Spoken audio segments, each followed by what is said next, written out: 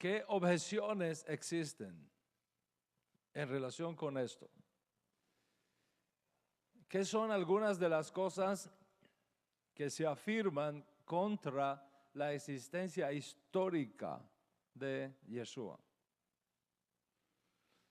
Se afirma, por ejemplo, que no existe mención de Jesús en los textos paganos.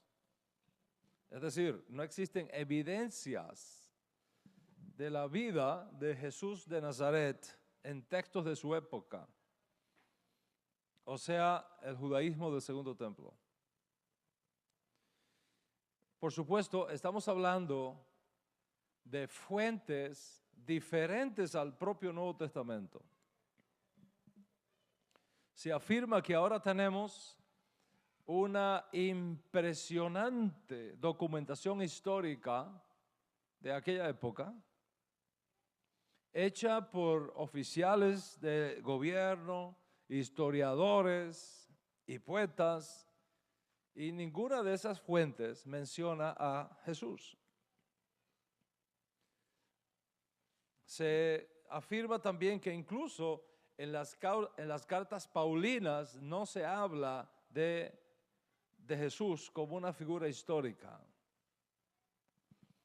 Y se afirma además que en el caso de nuestros masoretas, que ellos llaman, conocidos como evangelios, hay contradicciones muy grandes que posiblemente revelan la realidad de una fabricación posterior.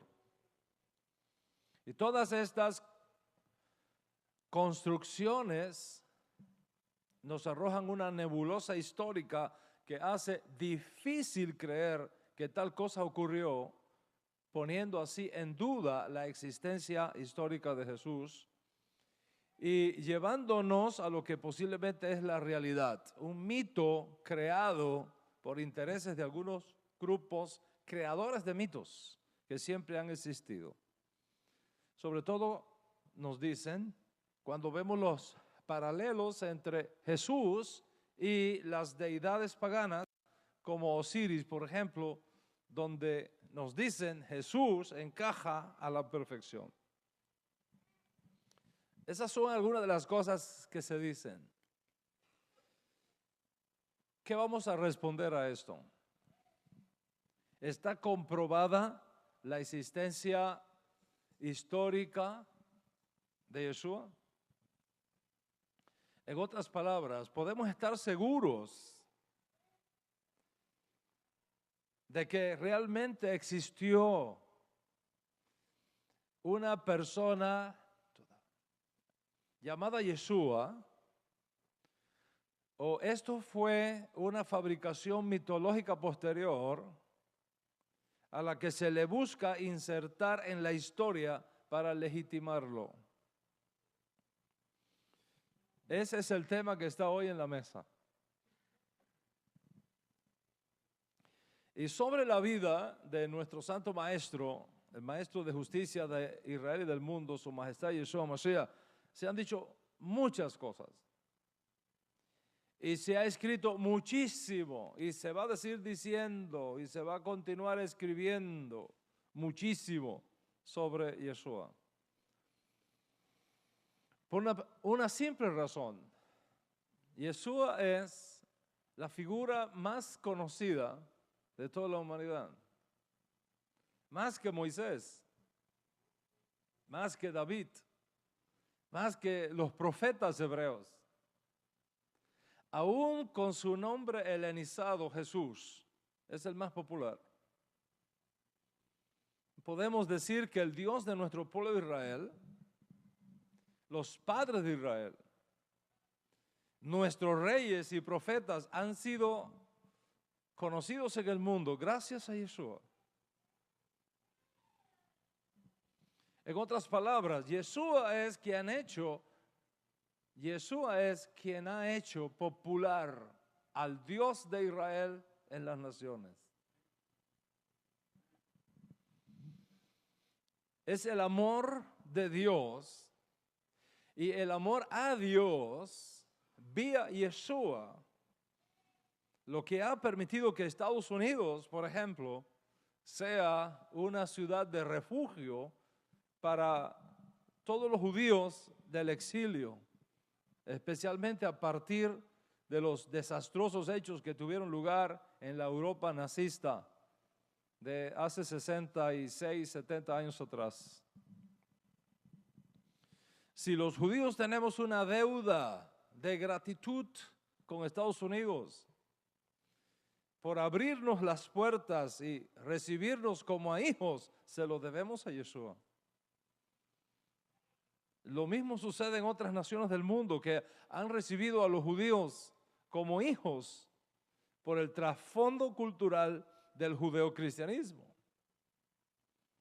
De no ser Estados Unidos una nación fundada sobre los valores del judeocristianismo, nuestra historia moderna no habría sido la misma que ahora conocemos. Y por decirlo de otra manera, si Estados Unidos hubiese sido, por ejemplo, una nación islámica, difícilmente se habría convertido en una nación de refugio, en una ciudad de refugio para recibir y para dar la bienvenida a todos los judíos que procuraban huir de la Europa nazista, de aquellos días de tinieblas que dominaban el viejo continente. ¿Cómo lo sabemos?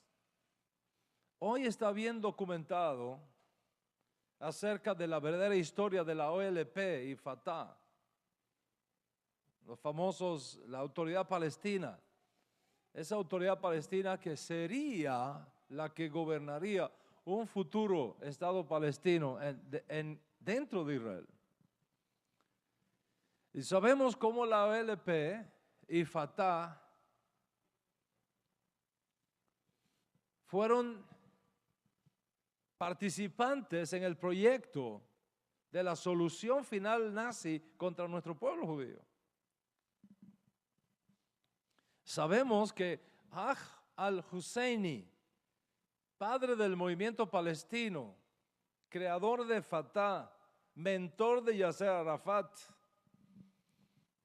y de Abbas, fue codirector de Adolfo Eichmann en el proyecto de la creación de los campos de exterminio que le quitó la vida a más de 6 millones de judíos en la Europa nazista de aquellos terribles años de la Segunda Guerra Mundial. Por tanto, hay una conexión entre Arafat, Abbas y el movimiento nazi contra los judíos.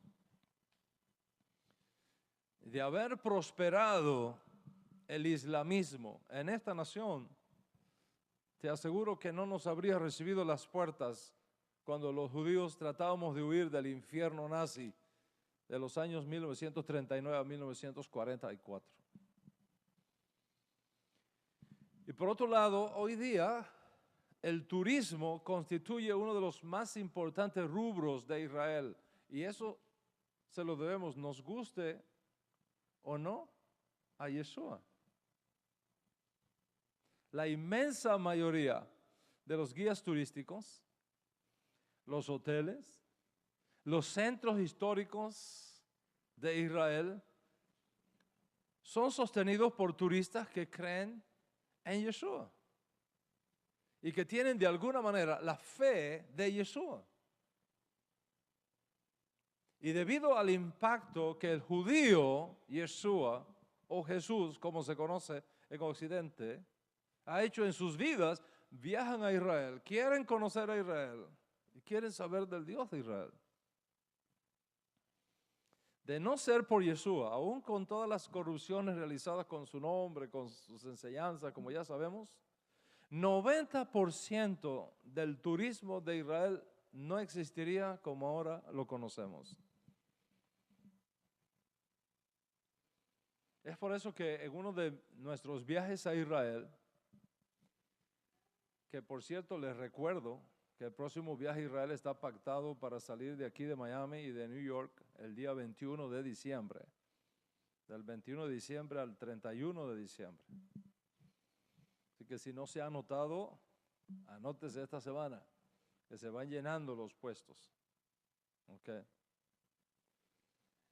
En uno de mis viajes a Israel decía, nuestro guía, que no es para nada creyente en Yeshua, estábamos cruzando el lago de la Galilea y en una parada que siempre hacemos ahí para reflexión y demás, mientras él y yo estábamos en una esquinita del barco, le hice esta pregunta: ¿no te parece interesante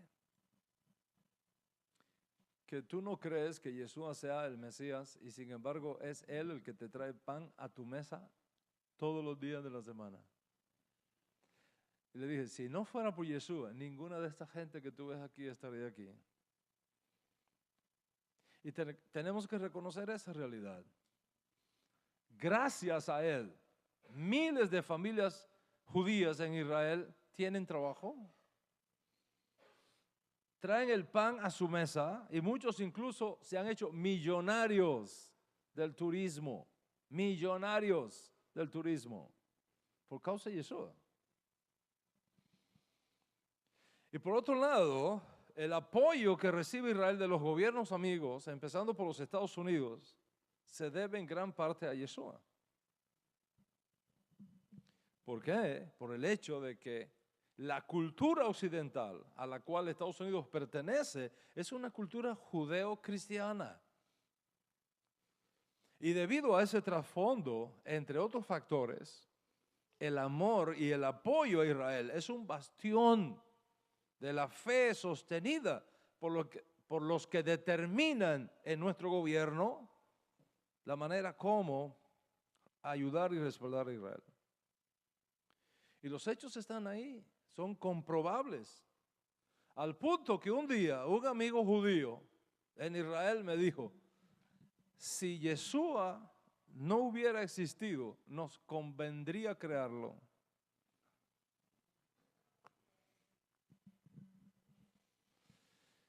Independientemente de todos estos hechos modernos que son históricamente comprobables hoy día, la figura histórica de Yeshua es también comprobable. En otras palabras, ¿es racional la existencia de Yeshua? ¿Es racional la mesianidad de Yeshua?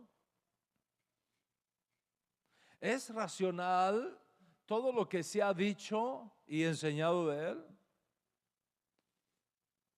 ¿O hay algunas cosas que no son racionales y que no se pueden comprobar históricamente? ¿Qué le pusieron de más y qué le restaron de menos? ¿Es recuperable el daño o es irrecuperable?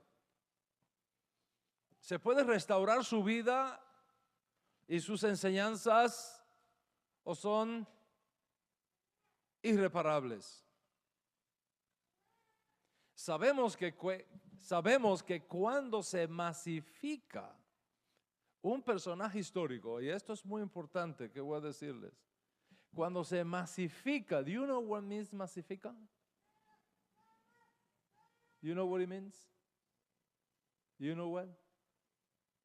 Masifica? You know what it means that? How you say masifica? Maximize. Okay? Socially. Okay?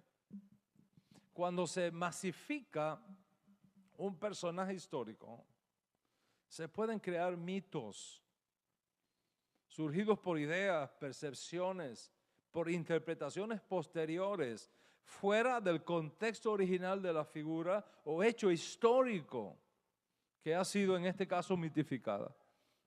Les voy a poner un ejemplo, el caso de Moisés. ¿Por qué piensa usted que Dios no permitió que nosotros supiéramos el sitio de sepultura de Moisés?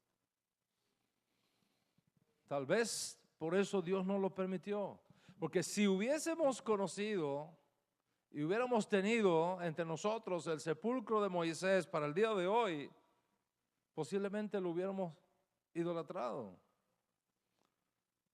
Porque si aún hoy día hay judíos, hermanos nuestros, que en su amor por ciertas figuras históricas que fueron excepcionales, las han convertido casi en figuras mesiánicas y viajan largas distancias para venerarlos en sus sepulcros, o van una vez al año a sus tumbas y le encienden fogatas y le danzan alrededor del sepulcro como si fuera un ídolo.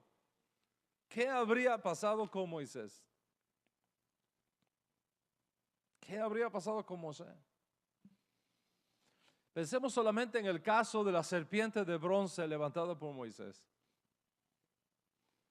El tercer libro de Moisés, el libro de Bamidbar, capítulo 21, dice lo siguiente. Y el Eterno dijo a Moisés: hazte una serpiente ardiente y ponla sobre un asta. Sobre un asta. Asta sin H. Ponla sobre un asta. Y cualquiera que fuere mordido y mirare a ella, cualquiera que fuere mordido y mirare a ella, se sanará y vivirá. Y Moisés hizo una serpiente de bronce y la puso sobre una asta. Imagínate que ahí en vez de un águila hubiese una cabeza de una serpiente. La serpiente que levantó Moisés. Y cuando alguna serpiente mordía a alguno, miraba a la serpiente de bronce y se sanaba. Ese es el hecho histórico. Más tarde, en nuestra historia, una cosa horrible pasó con esa serpiente de metal. En Segunda de Reyes, capítulo 18, se documenta sobre el buen rey Ezequías, rey de Judá, lo siguiente. Él quitó los lugares altos y quebró las imágenes y cortó los símbolos de acera e hizo pedazos la serpiente de bronce que había hecho Moisés. La hizo pedazos. ¿Por qué?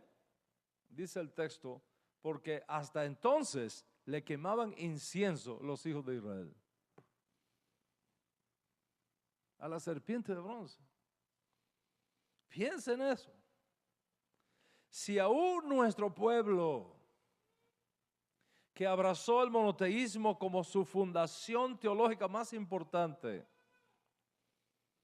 fue capaz de tomar el asta de metal que levantó Moshe, aquella asta de metal que levantó Moshe en el desierto, y convertirla generaciones más tarde en un objeto de culto, en un talismán popular, hasta que vino un buen rey y la hizo polvo por el honor de Dios. ¿Qué podríamos esperar de Yeshua?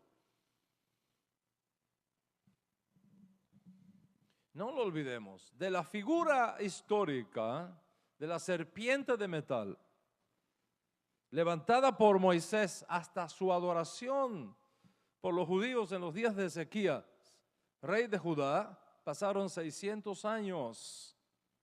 600 años desde el hecho histórico a la mitificación del hecho histórico.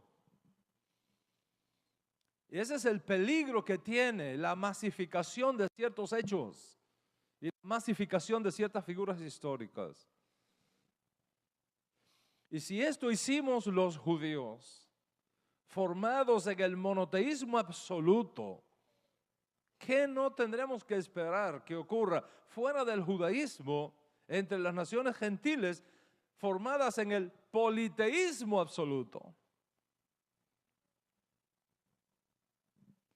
Si los judíos hicimos de una barra de metal un ídolo, quemándole incienso como a una divinidad, ¿qué no habrían hecho con Yeshua a los gentiles. En efecto, se lo convirtió luego en un ídolo. Se le declaró una divinidad, un Dios encarnado, al estilo de aquellos paganos de Asia Menor que convirtieron al rabino Shaul y a su compañero de viajes en objetos de culto. Cuando realizaron el milagro de aquel cojo en Lisias y dijeron, dioses en forma humana han descendido a nosotros. Piensen esto.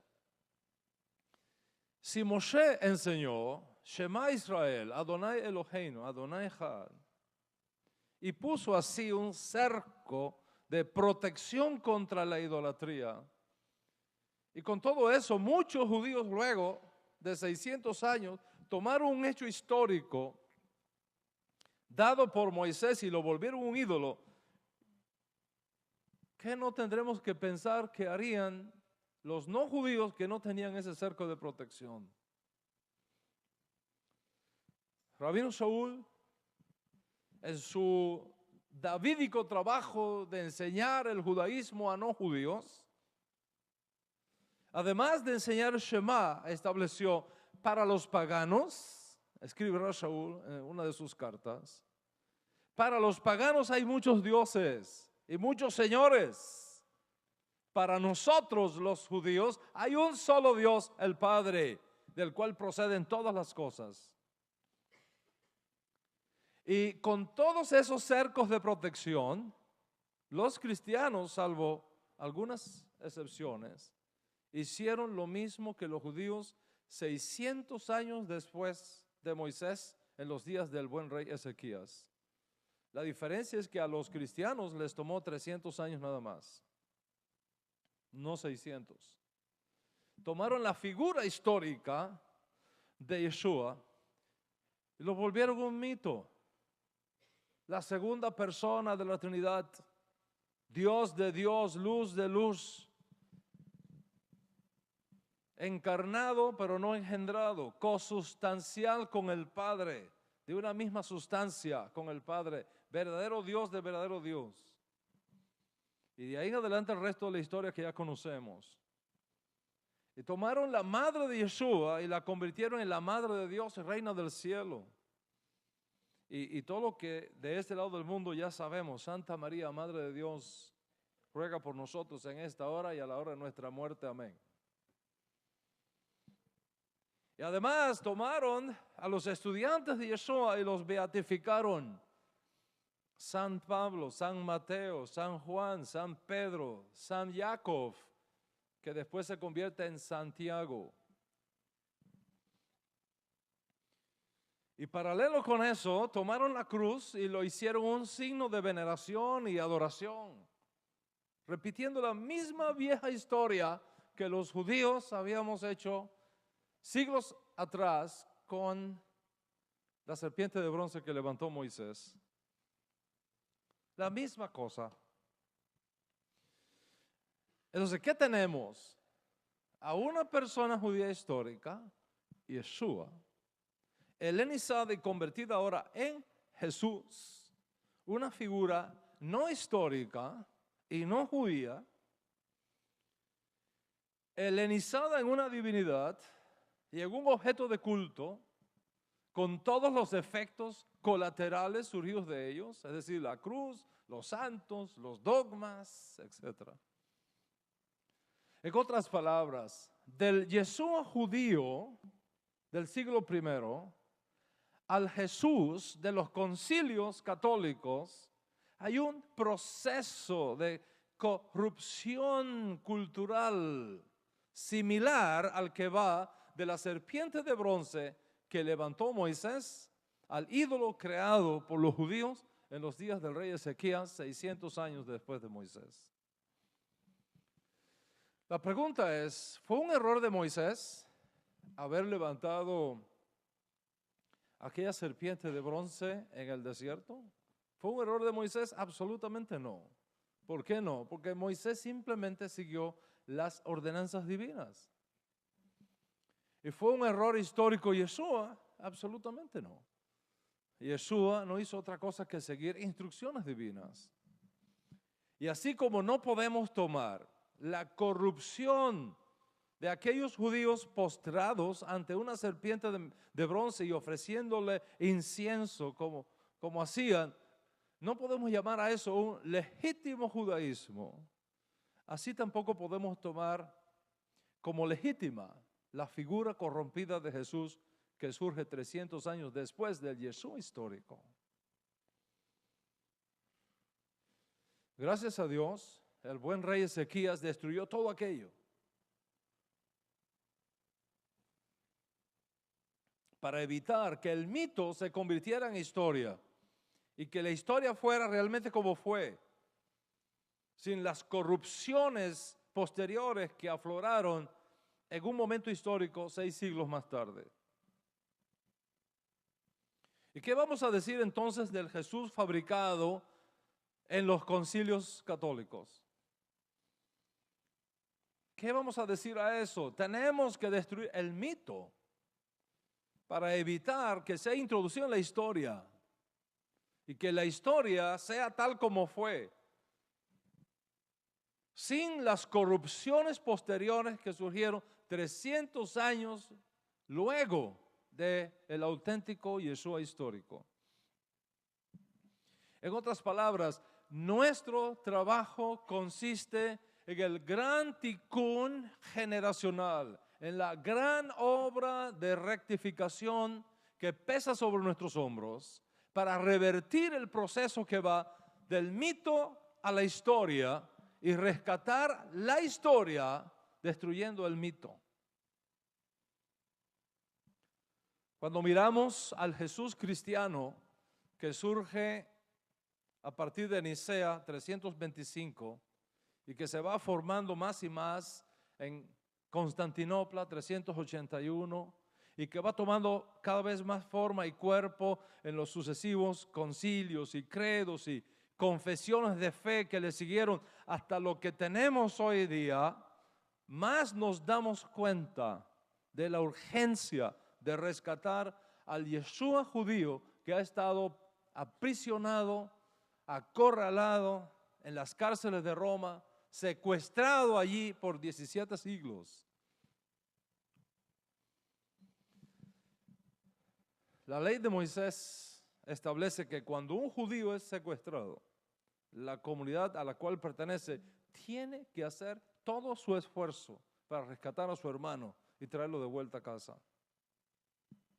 Y esa es parte de nuestra misión, rescatar a nuestro hermano de las cárceles de Roma y traerlo de nuevo a casa y hacer una gran fiesta para que ya nadie más ocupe su lugar y para que ya nadie más le quite su honra y que su memoria pueda ser vista y reconocida por todo nuestro pueblo judío. Él mismo dijo, cuando yo fuere levantado, a todos voy a traer a mí mismo. Yeshua no fue el fundador del cristianismo. Hay que aclarar que el creador del cristianismo no fue Yeshua. El cristianismo fue formado por creyentes no judíos fuera de Israel, fuera del tiempo de los apóstoles, de los emisarios de Yeshua, en un largo proceso cultural con implicaciones políticas y sociales que van desde fines del primer siglo hasta que eventualmente alcanzó forma teológica a partir de Nicea 325, como ya hemos explicado. Entonces, Yeshua no creó el cristianismo, como tampoco el judaísmo. Yeshua fue un judío, su religión fue el judaísmo, su fe fue la fe de Moisés, la fe de Yahshua, la fe de los profetas, la fe de Nehemías, de Esdras y de todas aquellas grandes luminarias de nuestra época bíblica. Y como maestro de Israel, como Mesías, Yeshua reinterpretó el judaísmo de sus días, le hizo innovaciones y lo actualizó y lo convirtió en un modelo válido para todos los judíos de todos los tiempos, fundamentado en sus principios y en sus normas proféticas. Yeshua no vino a cambiar la ley, Él vino a cambiarnos a nosotros. Eso fue la razón por la que Él vino. En su enseñanza, Yeshua dice, ni les pase por la mente la idea de que yo he venido a cambiar la ley o a los profetas. Yo no he venido a cambiar, yo he venido a dar la correcta interpretación. El problema no está en la ley, que es sagrada, que es justa, que es buena. El problema está en nosotros. Como lo dijo uno de sus estudiantes, la ley es espiritual. El problema es que yo soy carnal. Ese es el problema. El problema es que la ley es espiritual y yo tengo conmigo el Yetzer Hará, yo tengo conmigo la mala inclinación que me empuja contra las demandas de la espiritualidad de la ley. Y a través de Yeshua, de sus méritos, yo recibo el poder para superar las demandas de Yetzer Hará y elevarme a las demandas de la ley para obedecerla, porque dice Rasul, no son los oidores de la Torá los justos delante de Dios, sino los hacedores de la Torá los que serán justificados. ¿Cómo puede un maestro entonces, como Yeshua o sus estudiantes judíos originarios, como su hermano Jacob o como Simón Kefa o incluso Rabino Saúl de Tarso, que entró luego, haber creado tal cosa como Jesús y tal cosa como el cristianismo que ahora conocemos? Ahora tenemos mayor información que nunca de toda la historia de la humanidad para saber cómo se fueron dando los hechos y cómo fue el camino que llevó de Jerusalén a Roma.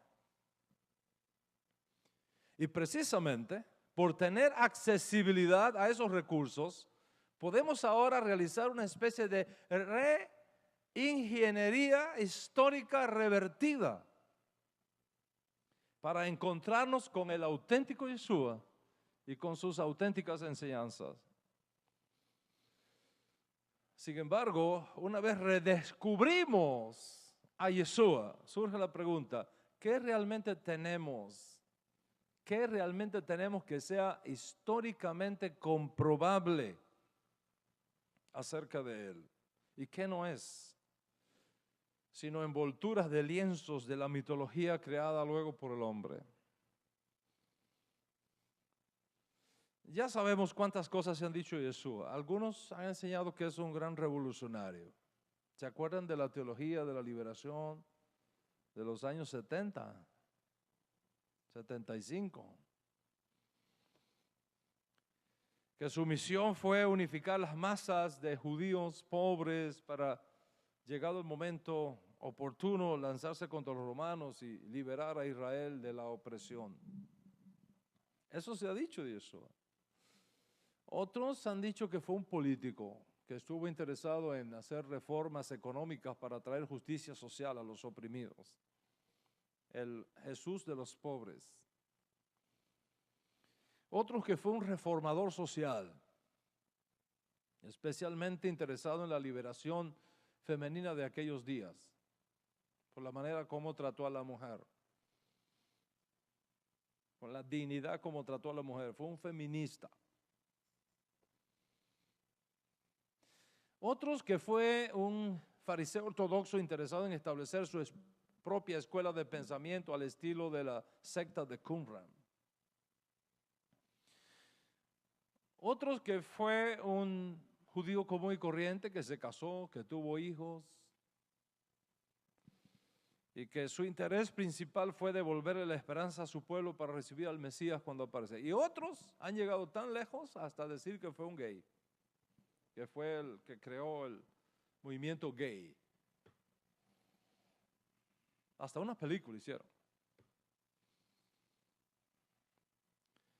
¿Cuántas cosas no se han dicho de Yeshua? Y se siguen diciendo.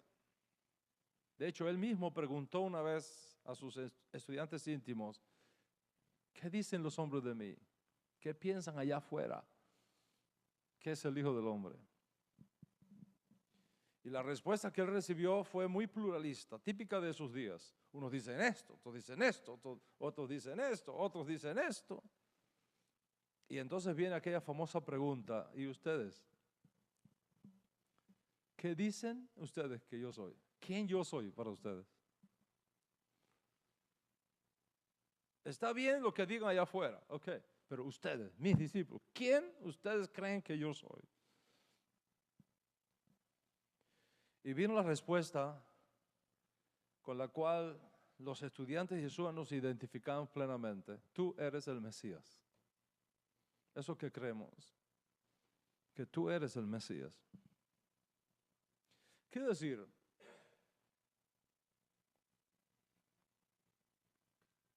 Que desde los propios días de Yeshua había controversia sobre su persona. Había controversia sobre su identidad. Había controversia sobre su autoridad. Pero no había controversia sobre su historicidad. Voy a repetir eso.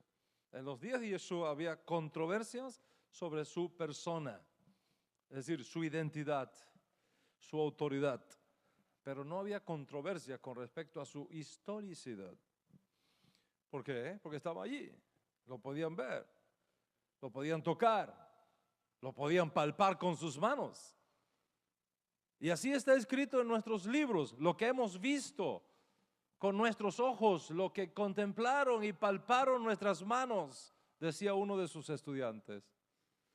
Y otro decía, no os hemos dado a conocer fábulas inventadas por los hombres. Somos testigos oculares de su majestad. Porque nosotros estuvimos allí con él y escuchamos esa bat call, esa voz enviada del cielo que decía, este es mi hijo, mi amado, en el cual tengo complacencia. Ahora, esto que creemos es el testimonio confiable del auténtico Yeshua. ¿Qué tan demostrable es históricamente? ¿Cómo podemos estar seguros que existió incluso el Yeshua judío que nosotros seguimos como nuestro Ribi, como nuestro maestro, como nuestro Mesías? ¿Cómo podemos estar seguros que existió? Dejando a un lado el mito creado siglos después, estamos hablando de su historicidad. ¿Cómo puede demostrarse históricamente que existió esa figura llamada Yeshua, que fue un judío, un rabino ambulante, predicador de la Torá, maestro de la Torá, especialista en contar parábolas que captaban la atención de la gente, que murió de la forma más cruel, como los romanos sabían asesinar a las personas, por considerarlo una amenaza social para el imperio, en los días de Poncio Pilato, gobernador de la provincia romana de Judea, cuando ocupaba la silla imperial en Roma, el emperador Tiberio.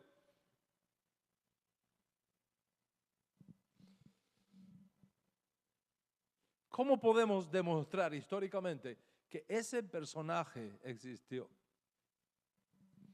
Albert Schweitzer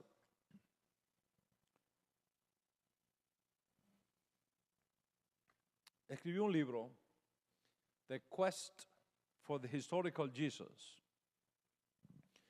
En ese libro, él dijo algo interesante que voy a citar para ustedes. Eso que dice, no hay nada más negativo en el resultado del estudio crítico de la vida de Jesús. El Jesús de Nazaret, que vino a ser conocido como el Mesías, quien predicó la ética del reino de Dios, quien fundó el reino de Dios en la tierra, y que murió dando así su propia muerte como consagración final de su misión, nunca tuvo existencia histórica. ¿Oyó eso? Nunca tuvo existencia histórica. Esta imagen no ha podido ser destruida sin que el esfuerzo caiga a tierra rompiéndose en pedazos y desintegrada por los problemas históricos concretos que vienen a la superficie uno tras otro. Por supuesto, leyendo a Schweitzer fuera de contexto, podría llevar a algunos a pensar que él no creyó en la existencia de Jesús, pero eso no es el caso. El propio Albert Schweitzer, el famoso médico, fue un filósofo y estudioso, fue un firme creyente en Jesús de Nazaret. Lo que Albert Schweitzer está diciendo es lo siguiente: que Yeshua es una figura histórica tan enraizada en el judaísmo de sus días. Yeshua es una figura histórica tan compenetrada con el pueblo judío de sus días, que Yeshua es una figura histórica tan ligada al mundo judío de sus días. En otras palabras, Yeshua es tan históricamente judío que lo hace precisamente demasiado histórico. Y por ser demasiado histórico, no ha sido conocido como es realmente. ¿Qué es lo que significa ser demasiado histórico para Albert Schweitzer? Significa que es imposible entenderlo en cualquier otro contexto histórico, excepto en el judaísmo de sus días. En otras palabras, para Albert Schweitzer, el Jesús que se enseña en la iglesia, el Jesús que predican los pastores, el Jesús que predican los teólogos cristianos, nunca existió. Pero al mismo tiempo hubo un Yeshua histórico, el hombre de su tiempo. Y ese hombre es tan histórico porque está tan ligado al judaísmo que excepto que tú vivas allí con él, no lo podrás entender. Y si lo sacas de ahí, deja de ser y lo conviertes en otra persona. Y por lo tanto, esa otra persona nunca existió.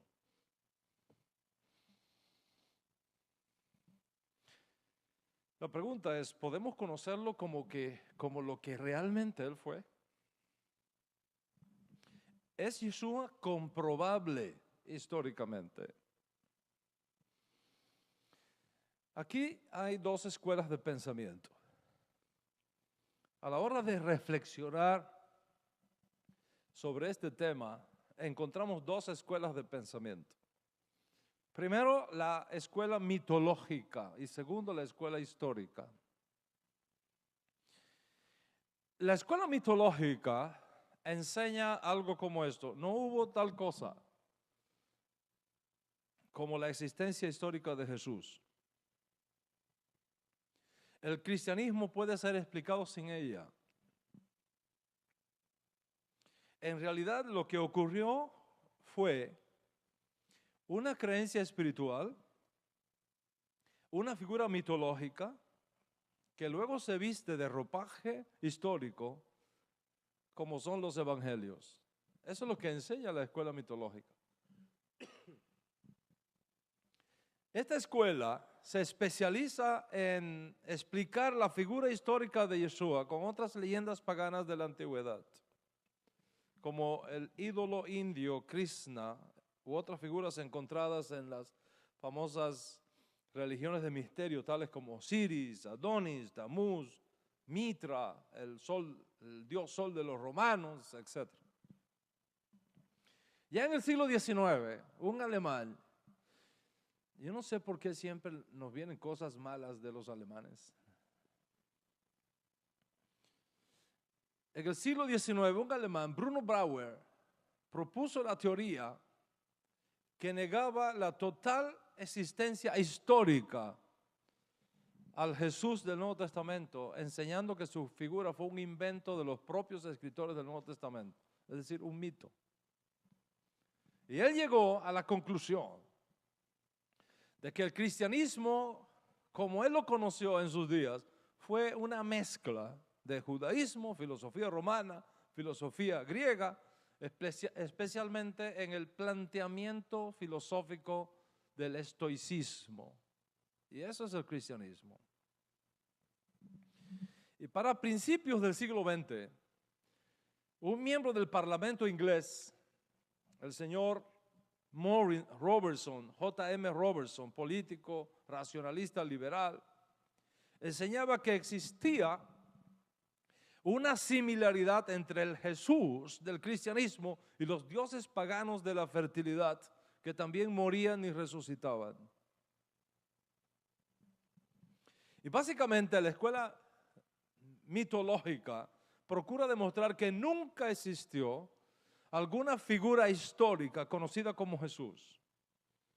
Que la idea de semidioses que tenían a un padre como divinidad, a una madre como una virgen, que cada uno de ellos nacía el 25 de diciembre delante de 3 hombres sabios y de 3 pastores que convertían el agua en vino, que montaban en sus propios burros, que todos fueron crucificados en el mes de marzo, abril, en el equinoccio de la primavera, que todos morían por el pecado del mundo, que todos descendían al infierno y que todos resucitaban después, constituye la realidad mitológica que está detrás de la figura histórica de Jesús de Nazaret. Eso es lo que enseña la escuela mitológica. Mitra, nos dicen los representantes de esta escuela, nació de una virgen en una cueva. Lo visitaron pastores que le trajeron regalos. Luego tuvo 12 discípulos. Pronunció un sermón en la montaña. Fue llamado el buen pastor. Lo consideraron la verdad y la luz, el Logos, el Redentor, el Salvador. Se sacrificó por la paz del mundo. Fue enterrado. Resucitó a los 3 días. Su día sagrado era el domingo. Su religión, una eucaristía o cena del Señor, en que decía: el que no coma de mi cuerpo ni beba de mi sangre no tiene parte conmigo y no se salvará. Ese es Mitra.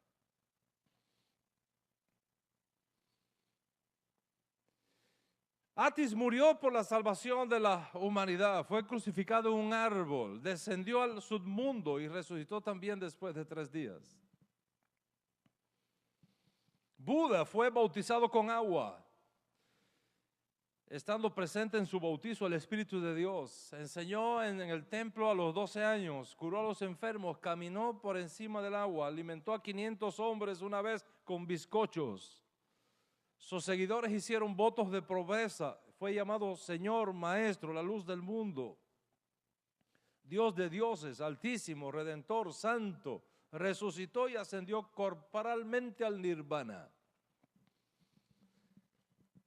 Y esta escuela nos dice: ustedes ven todo esto, toda esta religión de misterio, eso es lo que luego se aplicó a este personaje Jesús. Ese personaje nunca existió, es una combinación de mitología. Porque lo mismo que encontramos acá. Piensa, por ejemplo, en Krishna, el ídolo hindú, que también fue hijo de un carpintero. Su nacimiento fue anunciado por una estrella en el oriente. Fue esperado por pastores que le llevaron especias como regalo. Tuvo 12 discípulos. Fue también llamado el buen pastor. Sanó a los ciegos. Murió a los 30 años por la salvación de la humanidad y el sol se oscureció a su muerte. Resucitó de entre los muertos, ascendió al cielo y fue nombrado segunda persona de una Trinidad. Eso es, lo aplicaron luego a Jesús de Nazaret. Es la misma cosa, es el resultado de las religiones de misterios. Y cualquier persona que no tiene conocimiento, al oír estas cosas se puede escandalizar.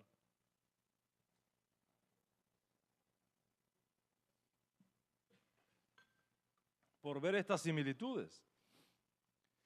¿Quiénes no se escandalizan? Los eruditos, los estudiosos. No nos escandalizamos por esto. Ningún historiador serio se escandaliza por estas aseveraciones. ¿Por qué? Porque los autores de estas estupideces no proveen ninguna evidencia para tales reclamos. No citan ni una sola fuente del mundo antiguo para verificar estas aserciones. Ni siquiera citan una cita de una cita. ¿Y por qué no lo hacen? Por una simple razón, no existen. No existen. Por ejemplo, ¿qué pruebas tenemos para decir que Osiris nació el 25 de diciembre delante de 3 pastores? ¿Qué pruebas tenemos para decir eso? Zero. No hay una sola prueba. ¿Qué pruebas históricas tenemos para afirmar que Krishna fue un hijo de un carpintero y que su nacimiento fue anunciado por una estrella en el oriente y que fue esperado por pastores que le llevaron especias aromáticas como regalo y que tuvo 12 pastores? ¿Qué evidencias históricas tenemos de eso? Zero. Ni una sola. ¿Qué pruebas tenemos para verificar que en efecto Atis murió por la salvación de la humanidad y que fue crucificado en un árbol, descendió al submundo y resucitó a los 3 días? Ni una sola prueba. Los representantes de estas escuelas de mitologías piensan que nosotros somos gente estúpida, que nos tragamos todas estas cosas y que nos escandalizamos por ellas, y que esas son sus evidencias para decirnos que Jesús es un invento de este grupo y que un día se le ocurrió a alguien mezclar todas estas cosas y producir un personaje un poco más refinado, Jesús de Nazaret. ¿Dónde están las pruebas? ¿Dónde están las evidencias históricas, arqueológicas, antropológicas que nos lleven a pensar tales disparates? Que las pongan en la mesa para que las escudriñemos. Y no te las van a poner por una simple razón: no existen tales evidencias. Detrás de esta escuela de pensamiento no hay ni un solo estudio serio, no hay historical scholarship, no hay erudición histórica. Y todo esto no es sino propaganda sensacionalista por autores que buscan ganar dinero vendiendo esas tonterías que los incautos se creen a la hora de venir al estudio serio de la persona de Jesús. Les voy a dar un ejemplo. Ahalia Murdoch. Ahalia Murdoch, la señora Ahalia Murdoch, es una escritora norteamericana que opera un sitio web llamado The Truth, la verdad. Ella sostiene que el Nuevo Testamento se basa en mitos anteriores de origen romano, griego, egipcio y otros mitos. Afirma que Jesús es un recuento de varios mitos paganos que representan astroteología o la historia del sol, y también incorpora la ciencia de la arqueoastronomía. Y Murdoch compara la historia de Jesús con otros dioses salvadores como Mitra, Horus, Adonis, Crisma, Odín, alcanzando multitudes con sus enseñanzas, diciendo: todo esto no es otra cosa que el mito del dios solo, la deidad solar. Y él escribió un libro que yo le recomiendo a usted que lo lea después de haber escuchado esta clase, no antes, pero después de escuchar esta clase. Se llama The Christ Conspiracy. The Christ Conspiracy, que ha sido usado por muchos aborcionistas de la redención que ahora niegan a Yeshua como Mashiach y que se han creído todas estas historietas acerca de Yeshua.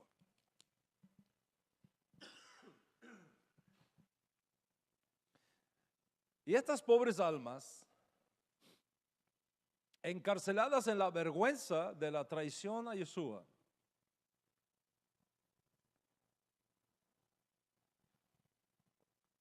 Como han sido tan dañadas como para creerse todas estas cosas, ni siquiera se han tomado el tiempo de sentarse y estudiar las fuentes de donde provienen todos estos mitos. Y a manera de ejemplo les mostraré algunos de los errores garrafales que esta supuesta erudita en el tema dicen The Christ Conspiracy. En la obra citada, esta autora afirma como evidencia del origen mitológico del Nuevo Testamento lo siguiente. Dice, Justino Mártir en el siglo II no cita ni menciona a ninguno de los evangelios. Justino Mártir, segundo siglo, no menciona ni cita a ninguno de los evangelios. ¿Será cierto eso? Es totalmente falso. Basta leerse las cartas que Justino Mártir escribió a diferentes comunidades mientras iba hacia Roma. Ahí menciona a Matíahu, menciona a Meir, menciona a Giler. ¿Cómo es decir esta señora que no menciona? Dice que los evangelios fueron escritos cientos de años después de los eventos que ocurrieron. ¿Y será cierto eso? ¿Será cierto que los evangelios fueron escritos cientos de años después de los eventos que tuvieron lugar en Israel? Absolutamente falso, absolutamente falso.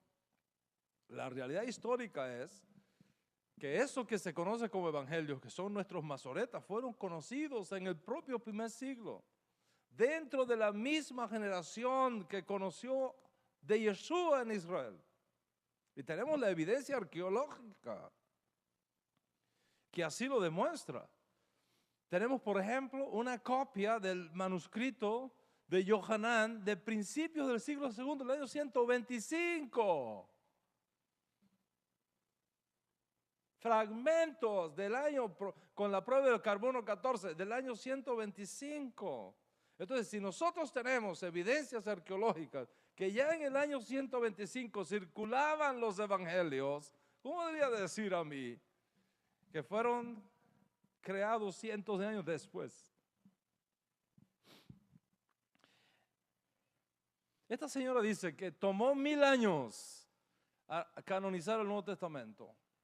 Eso es totalmente falso. Ya en el segundo siglo había las listas. Y en el cuarto siglo había listas de lo que se consideraban eran escritos auténticamente serios, porque provenían de judíos y de discípulos de Yeshua o de discípulos y del primer siglo. Nada que fue escrito después del primer siglo fue considerado serio.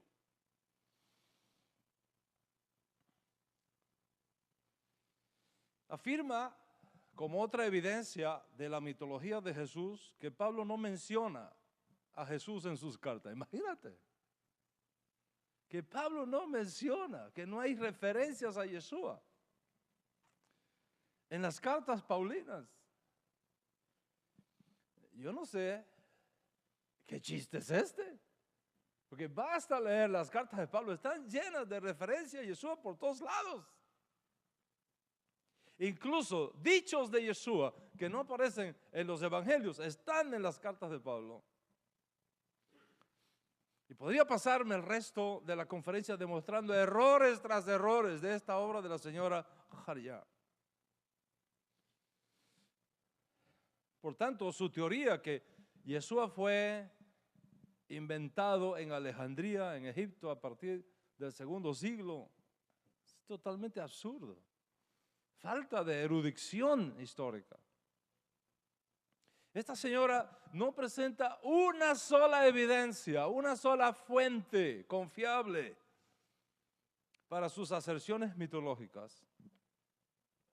Así que mi querido hermano y hermana, cuando recibas estos correitos que de cuando en cuando aparecen por ahí de copy and paste, ¿sabe? Copy and paste. Diciéndote que Jesús es un invento mitológico, que en realidad se trata de Osiris, que nació también el 25 de diciembre delante de 3 pastores, que también fue crucificado, que murió por los pecados del mundo, que resucitó de entre los muertos y todas esas estupideces. Simplemente pregúntale, ¿dónde están tus fuentes para decir esas cosas? ¿Dónde están tus fuentes? ¿Cuáles son las evidencias históricas sobre las que tú te basas para decir esas cosas? Que te las muestren. Y entonces sigue tranquilo para tu trabajo hasta que te envíen las evidencias históricas. Yo todavía las estoy esperando.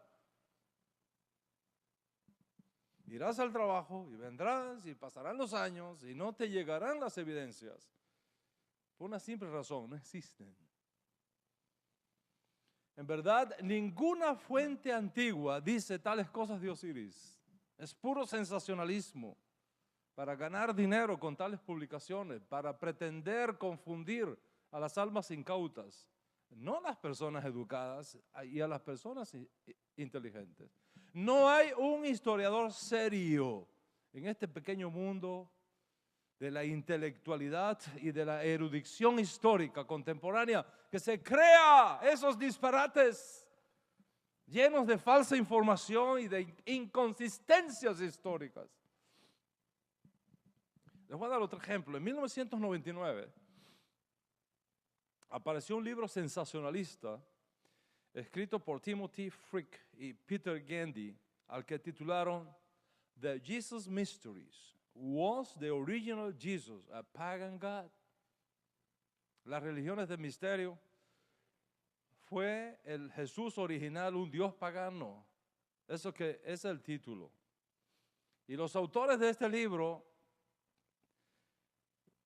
afirman algunas cosas interesantes. Dicen, no hay absolutamente ninguna evidencia de la existencia de un Jesús histórico. No hay evidencias de ningún Jesús histórico.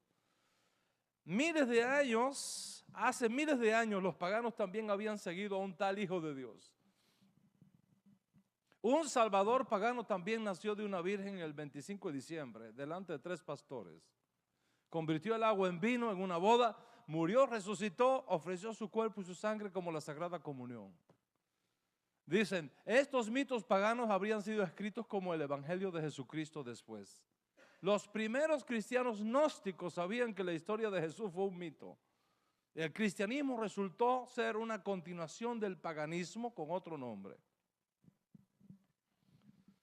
Entonces, cuando tú lees este tipo de escritura, uno inmediatamente busca las evidencias.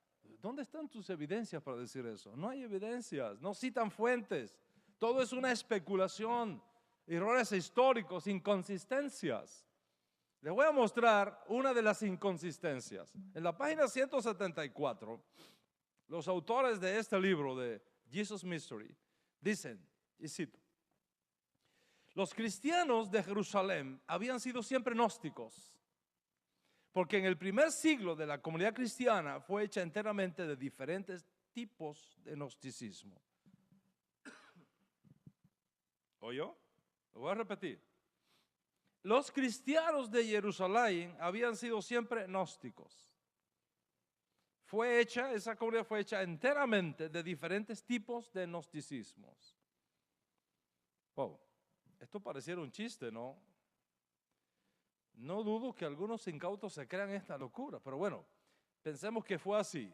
Sigues leyendo, en la próxima página, los mismos autores que escribieron eso ahora dicen, mientras más buscamos la evidencia que ha sido desenterrada, más descubrimos que el término gnóstico no tenía sentido alguno para el cristianismo del primer siglo.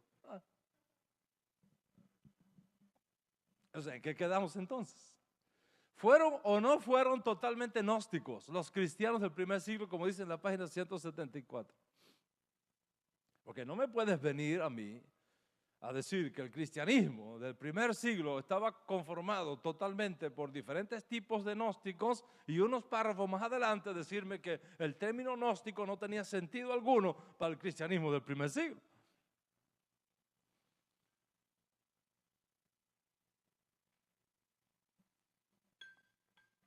Oiga, no se deje insultar su inteligencia.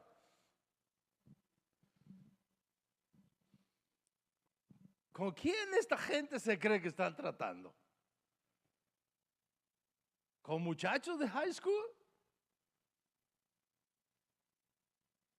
Por otro lado, dame las evidencias para afirmar que los cristianos del primer siglo eran todos gnósticos. Cítame las fuentes. Y aún hay más errores. Por ejemplo, en este libro de Jesus Mysteries, mira lo que dice. Constantino hizo el cristianismo la religión del imperio. Eso es un grave error histórico. Constantino no hizo tal cosa. Constantino hizo al cristianismo de Nicea. Escuche bien. Constantino hizo al cristianismo de Nicea una religión legalizada de las otras religiones que había en el imperio. La hizo una religión legalizada, otra más legalizada. Pero donde se estableció el cristianismo como religión oficial del imperio, no fue en Nicea, con Constantino. Fue un poco más adelante con Teodosio, el emperador Teodosio. Son errores históricos. Por ejemplo, afirma Timothy y Peter, los romanos destruyeron la provincia de Judea en el año 112. El año 112. Señores, esto da risa. Ni siquiera hubo tal guerra en esa fecha. La primera revuelta judía fue en los años 67 al 73 y la segunda del 132 al 135 con Adriano. No hubo guerra en el 112. Y hay más errores. Por ejemplo, afirman estos autores, las evidencias que existen es que los romanos fueron reconocidos por mantener todos los registros de sus actividades, especialmente sus actividades jurídicas. Sin embargo, no hay una sola evidencia que pruebe alguna referencia al juicio de Yeshua hecho por Pilato.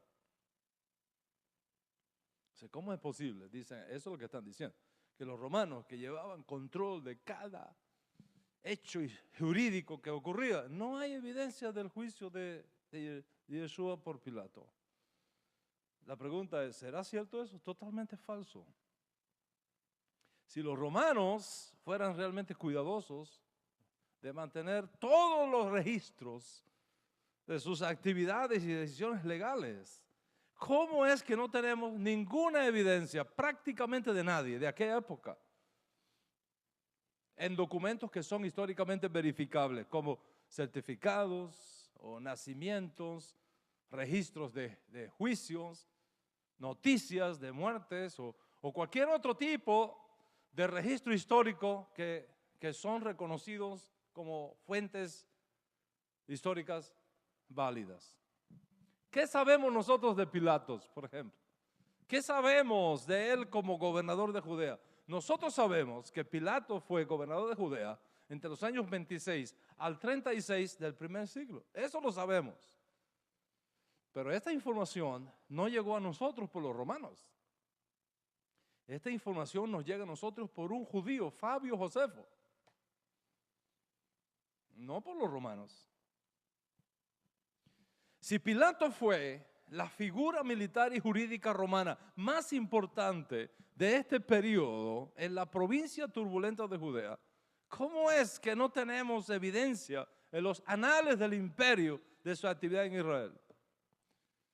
No tenemos registro de sus obras, no tenemos registro de sus negocios, no tenemos registro de sus decisiones, no tenemos registros, los romanos no nos dejaron registro de sus juicios, no nos dejaron registro de ningún decreto legal que él haya establecido. No nos dejaron registro de sus diarios, de sus cartas enviadas al emperador. No nos dejaron registro de algún prisionero importante que tuviera. No tenemos nada. De Pilato, en los anales de la historia romana, no tenemos cero información. Decirnos entonces que las evidencias que existen de que los romanos fueron reconocidos por tener los registros de sus actividades, especialmente las actividades legales, y que porque no aparece nada en esos registros acerca del juicio de Yeshua con Pilato, es sinónimo de que Yeshua nunca existió históricamente. Eso es absolutamente ilógico. Si nosotros fuéramos a juzgar la existencia histórica de Yeshua, por eso tampoco podríamos creer en la existencia histórica de Pilato. ¿Cuántos están conmigo hasta aquí? O sea, ¿qué tenemos entonces? ¿Cómo vamos a enfocar nuestra discusión sobre el tema que ha convocado a esta conferencia? A la hora de hablar de la existencia histórica de Yeshua y demostrar si Él realmente existió, tenemos que partir de un punto científicamente válido. A menos que tengamos esa plataforma científicamente válida, no podemos demostrarlo. Y eso es exactamente lo que vamos a hacer, pero en mi próxima conferencia. Porque ahora el tema, por el tiempo, debemos concluirlo aquí. ¿Qué hemos aprendido hoy?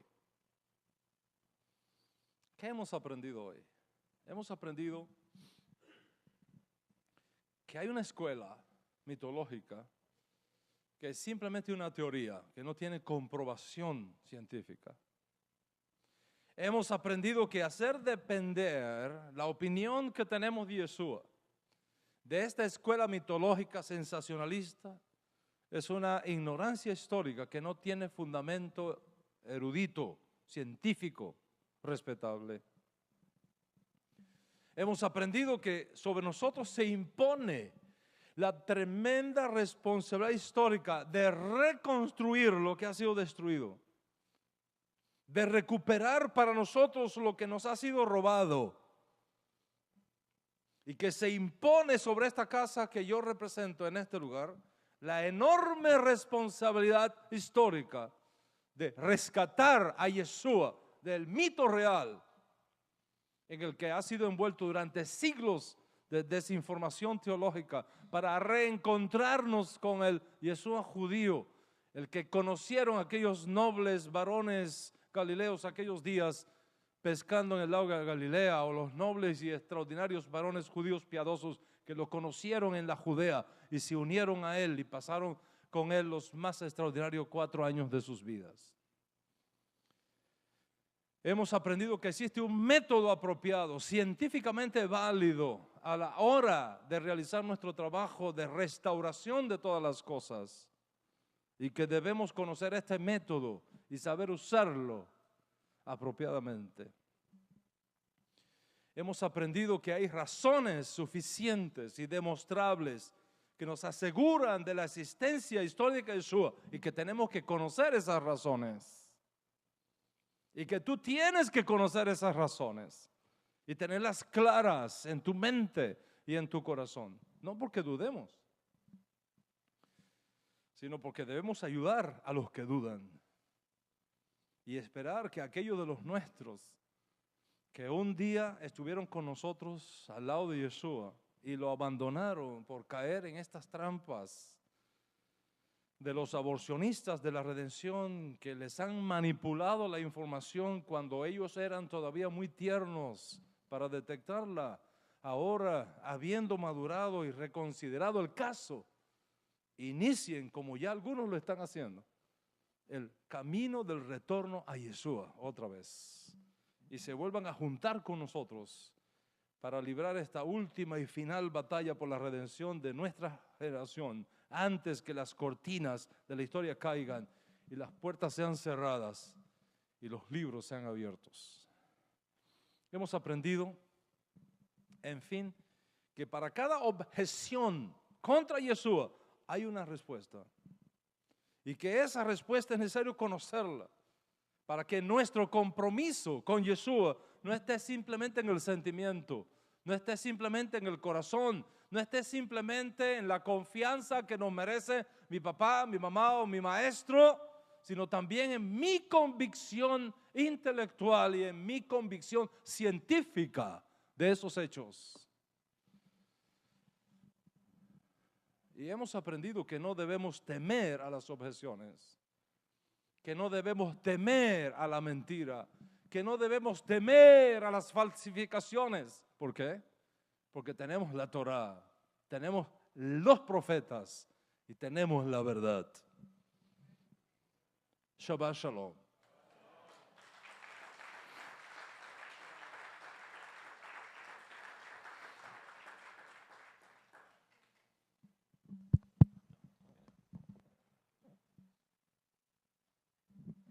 Bueno, Shabbat Shalom a todos.